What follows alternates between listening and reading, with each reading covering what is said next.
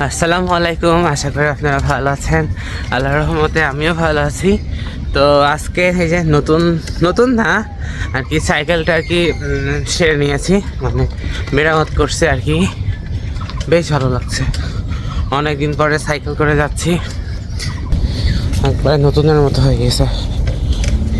আসলে এটা আমার একটা শখের সাইকেল ছিল, তো অনেক দিন চালানো হয়েছিল না, যার জন্য অনেকটা ডোনেশন দিতেই হলো।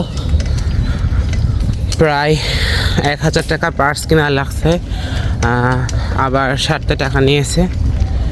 তো যাই হোক, আবার সেই সাইকেলটা ঠিক করতে পারছি, এতে আলহামদুলিল্লাহ। তো যে এখন যাচ্ছি, আজকে নানিদের বাসার রাস্তায় দিক দিয়ে আসলাম, যেহেতু ওই দিকটা ধুলা, তো এই দিক দিয়ে আর কি যাচ্ছি। মোটামুটি আজকে ঠান্ডা কম, বেশি একটা ঠান্ডা পড়ে নাই, কুয়াশা পড়েছে আর কি মোটামুটি। রোদ উঠেছে আজকে, এটা প্লাস পয়েন্ট। আজকে ঝলমলে রোদ উঠছে, সুন্দর লাগছে, মানে কি বলবো, এক অসাধারণ। তাহলে আজকে সারাদিনের ব্লগটা তাহলে আপনারা দেখতে থাকুন। স্কুলে যাওয়া যাক।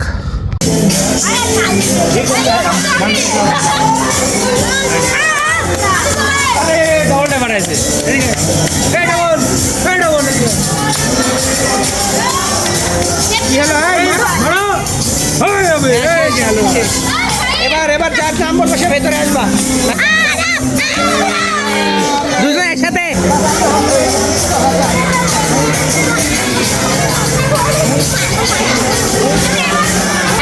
ওয়ান ভালো, জোরে জোরে।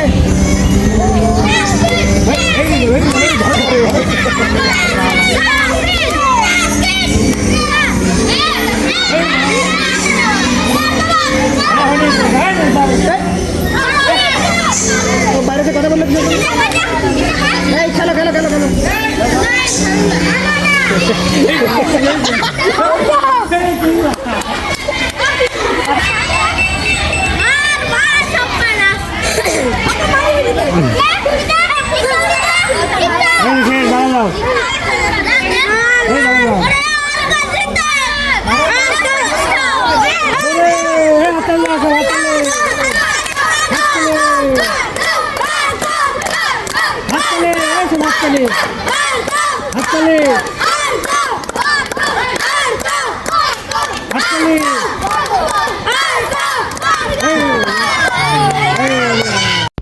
বাসাতে এসে দেখলাম যে আসলে বুনিয়াদ কাটার কথা ছিল আজকে, কিন্তু বাড়ির সব কাজগুলো ক্লিয়ার এখনো হয় নাই, মানে রান্নাঘর ভাঙা এখনো হয় নাই। তাছাড়া যারা বুনিয়াদ কাটবে তারা অন্য জায়গায় কাজ শেষ করে তারপরে এখানে আসবে।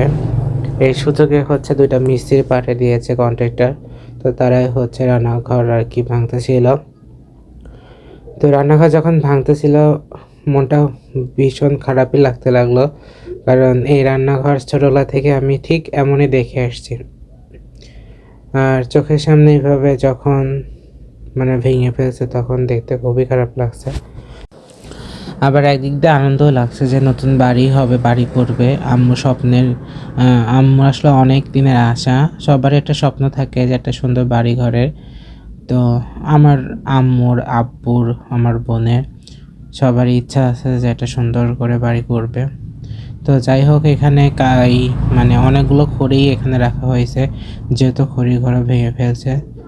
তো প্রচুর খড়ি, বাসাতে খড়ির মানে কি বলবো, যেখানে তাকাচ্ছি সেখানে শুধু খড়ি আর খড়ি। আম্মু বলতেছিল যে এত খড়ি যে কই রাখবো, কি সমাচার। তো পড়ানো শেষ করে এখন একটু বের হলাম মামাতো ভাইদের সাথে করে, এই তো ঘুরতে বের হয়েছি। তো চাইতে চাইতে কিছু কথা বলি। আসলে মানুষের জীবনে অনেক কিছু পরিবর্তন হয়, আমি আমার নিজেকে দিয়েই বলতে চাই। আসলে মানুষ পারে না এমন কোনো কাজ নাই, সে চাইলে সব কিছু করতে পারবে। এক সময় একটা কথা ভাবতাম যে আমি পারবো না বা আমার দ্বারা হবে না, কিন্তু সেই আমি অনেকটাই চেঞ্জ বা সব কিছুই করতে পারছি। তো এটাই আর কি। একটা জিনিস মানে এখন বুঝতে শিখে গেছি যে টাকা পয়সা থাকলে আর বাবার টাকা পয়সা থাকলে সব জায়গায় সম্মান আদর সব কিছুই পাওয়া যায়। আসলে পৃথিবীতে বা দুনিয়ায় বলেন যে ভালোভাবে বেঁচে থাকতে হলে টাকার খুবই দরকার, সেই সাথে ভাগ্যেরও খুব দরকার। আসলে ভাগ্য খারাপ হলে কখনোই আপনি জীবনে সুখ শান্তি কিছুই মানে ভোগ করতে পারবেন না। তো যাই হোক, অনেকটা ইমোশনাল হয়ে যাচ্ছিলাম। বেশ ভালো লাগে এভাবে বাইক নিয়ে ঘুরতে, খুবই ভালো লাগে। তো সাথে উৎস ছিল মানে আমার বন্ধু। তো যাই হোক, ও হচ্ছে ক্যামেরার সামনে আসতে চায় না। তো আরেকটা কথা বলি, অনেকেই হয়তো ক্যামেরার সামনে আসতে চায় না, তাই সবাইকেই নিয়ে আসা সম্ভব হয় না। মানে আমি আর কি কারোর ইচ্ছার বিরুদ্ধে কোনো কিছু করতে চাই না, কারণ যার যার পার্সোনালিটি থাকে সেজন্য। তো সেখান থেকেই আর কি কেউ না আসলে আমি তাকে জোরও করি না, আবার তাকে নেও না। এটা আসলে নিজের একটা বিবেক আছে সেজন্য। যেহেতু আপনারা সবাই পছন্দ করেন, আমাকে অনেক অনেক উৎসাহ দেন, আমার ভিডিওগুলো দেখে আপনাদেরকে ভালো লাগে, আপনাদের আমার কাছে খুবই ভালো লাগে আসলে। এত এত দূর দূরান্ত থেকে মানুষ আমাকে ভালোবাসে, মানে আমার মানে একটা পরিবারের মতো প্ল্যাটফর্ম। তো যাই হোক, আমারও ডেইলি ভিডিও না দিলে ভালো লাগে না, মনে হয় যে কোন কাজটা করলাম না, মানে কেন জানি মনে হয় যে খালি খালি লাগে যে কোন কাজটা আর কি মানে ফুলফিল হলো না। তো এই প্ল্যাটফর্মে এসে বেশ ভালো লাগে। আর আপনাদের সাথে যেহেতু একটা পরিবারের মতো, তো পরিবারে যখন সবার সাথে কথাবার্তা হয় ঠিক তেমনি ইউটিউবে কাজ করার ক্ষেত্রে আমার তাই হচ্ছে। এখানে ছোট বড় সবাইকেই পেয়েছি, ভাই বোন বলেন,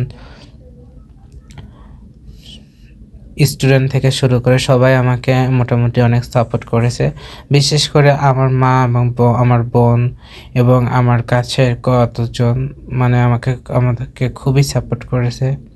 তো তাদের কাছে আমি অনেক অনেক ঋণী হয়ে থাকবো। যাই হোক, চাচার বাসায় চলে আসলাম, মানে অনেকদিন হলো রাহাতের সাথে দেখা হয় নাই, তো ভাবলাম যে রাহাতের সাথে দেখা করে আসি। গিয়ে দেখি যে রাহাত মনোযোগ সহকারে পড়তেছিল, বারবার হাই দিতেছিল আবার পড়তেছিল। তো আমিও বললাম যে কিছু একটা বলো, তো লজ্জা পাইতেছিল আর কি। রাহাত আসলে খুবই লাজুক প্রকৃতির, মানে খুবই লজ্জা পাই।